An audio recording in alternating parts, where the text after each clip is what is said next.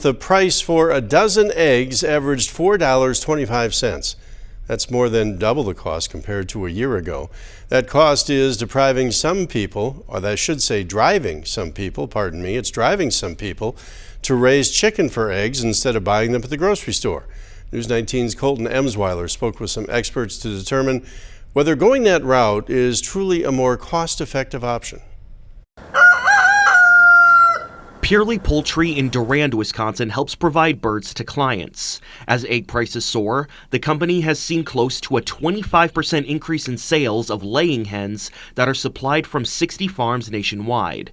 While the company is doing their best to supply their increased clientele, the market is flooded as they have back orders going all the way past July. Everybody's a little bit inundated with the demand. We're trying to schedule birds. We're trying to guesstimate what's going to be hatching, and then again getting the birds there alive, because you don't want to have to replace those orders, especially this year. There's too much of a demand. Purely Poultry is selling around 20,000 chickens a month, up from 15K prior to the surge.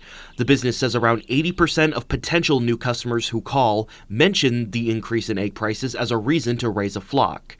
But most don't go through with a purchase after being informed of the associated costs. We don't want to just sell them a bird. We want to set them up for success in raising those birds so that they get the eggs that they're looking for.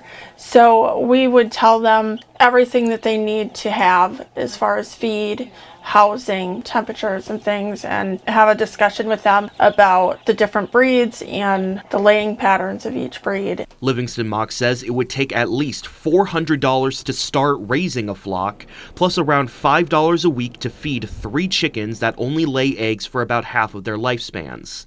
Not to mention the other expenses that come with having animals. So if the math says eggs are cheaper to buy than raise, why are so many people looking into getting birds for themselves? Not only is it to offset the pricing, but also because there's a level, I think, in the last few years of self-sustainability that's maybe been drilled into consumers' heads that, we're not maybe necessarily as able to depend on commercial grocery stores and things to supply what we need. But a silver lining, a larger scale operation could result in noticeable benefits. In my family, we share with everybody. My husband has 5 siblings. I have 5 siblings. We don't only supply our family with eggs. We supply our extended family with eggs as well. But even if it's more financially suited as a hobby, that's not stopping consumers from raising chickens in record numbers rather than spend a few bucks on eggs at the grocery store. Reporting from Durand, I'm Colton Emsweiler, WXOW News 19. The chickens are not the only option. Holly Pappenfu says quails are also an option. She says they require less space and need less feed. But even then, they say those who are beginning to raise chickens tend to fall in love with it.